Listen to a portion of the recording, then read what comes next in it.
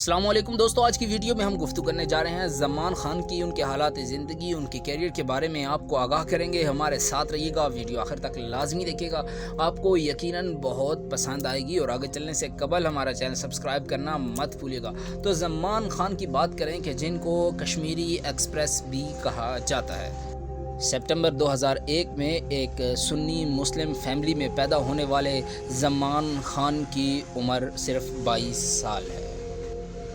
آزاد کشمیر کے ایک ڈسٹرکٹ میرپور میں پیدا ہوئے اور ان کا جو خاندان تھا اوریجنلی وزیرستان سے تھا، لیکن آزاد کشمیر میں آ کے آباد ہو گیا، اس لیے اب یہ کشمیری کہلاتے ہیں۔ اسکول کی کچھ تعلیم حاصل کرنے کے بعد ان کے والد چاہتے تھے کہ زمان خان مدرسے جائیں اور حافظ قرآن بنیں اور قرآن کی تعلیم حاصل کریں، لیکن ان کے چچا نے زمان خان کی مدد کی۔ زمان کو کرکٹ کھیلنے کا شوق تھا، ان کو اس لائن پہ ڈال دیا اور یہ مختلف کلبز کی جانب سے کرکٹ کھیلتے رہے۔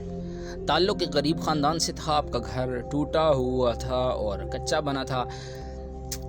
آپ کے مختلف کلب کی جانب سے کھیلتے ہوئے نوٹس کیا گیا اور کشمیر پریمیئر لیگ میں ایک چانس ملا جس میں اچھی کارکردگی کا مظاہرہ کیا، تو سلیکٹرز کی نظر میں، پی ایس ایل کے لوگوں کی نظر میں آپ کی کارکردگی سامنے آئی۔ 2018 میں پاکستان انڈر 17 کی جانب سے کھیلنے سے قبل ملتان سلطان کے لیے یہ کیمپ میں بولنگ بھی کیا کرتے تھے۔ 2021 میں انہوں نے کشمیر پریمیئر لیگ کھیلے اور اسی سال دسمبر میں ان کو لاہور قلندر کے 7ویں ایڈیشن کے لیے اپنی ٹیم میں ایڈ کر لیا گیا، اور ان کی بہترین بولنگ کی بدولت ہی لاہور قلندرز نے فائنل جیتا۔ ان کے اکانومی بولنگ سے اور ڈیتھ اوور بولنگ کی زمان خان کی مثال نہیں ملتی، اور لاہور قلندر نے ملتان کو شکست دی، اس لیے یہ ایمرجنگ بالر کہلائے۔ انہوں نے پورے سیزن میں 18 وکٹس حاصل کی۔ یہ لاہور قلندر کا پہلا ٹائٹل تھا جنہوں نے زمان خان کی مدد سے جیتا۔ یہ کارکردگی دیکھے ہوئے دنیا بھر کی لیگز کی جانب سے ان کو آفر ہوئی۔ انہوں نے 2023 میں ڈبا شائر کھیلی، 2023 میں لنکا پریمیئر لیگ کھیلی، اسی طرح مانچسٹر اوریجنلز کی نمائندگی بھی کرتے رہے۔ اگست 2023 میں مانچسٹر نے انہیں لٹل جوس کے ان فٹ ہونے پر، موجود نہ ہونے پر ان کی جگہ ریپلیسمنٹ میں شامل کیا تھا، اور انہوں نے بہترین کارکردگی کا مظاہرہ کیا۔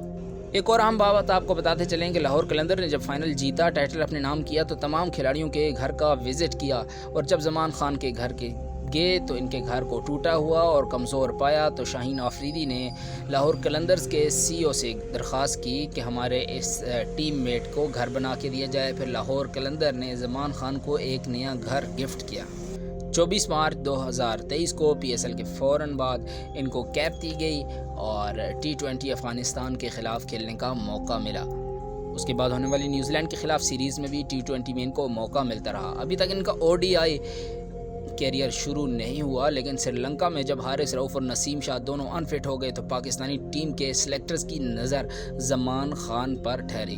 اگرچہ بعض ذرائع کی جانب سے اختلاف کیا جا رہا ہے کہ زمان خان 4 اوور کا بالر ہے، T20 کا بالر ہے، ایک دم انہیں ODI میں لانا ٹھیک نہیں، لیکن سلیکٹرز نے کوشش کر لی اور ان کا نام ACC کو بھیج دیا کہ وہ حارث رؤف اور نسیم کی جگہ زمان خان کو لانا چاہتے ہیں۔ ابھی زمان خان کیسی کارکردگی کا مظاہرہ کریں گے سری لنکا کے خلاف، اور اس کے بعد اگر جیت کے فائنل میں جاتے ہیں تو انڈیا کے خلاف، یہ تو آنے والا وقت ہی بتائے گا، لیکن قوم کو ان سے بہت سی توقعات وابستہ ہیں۔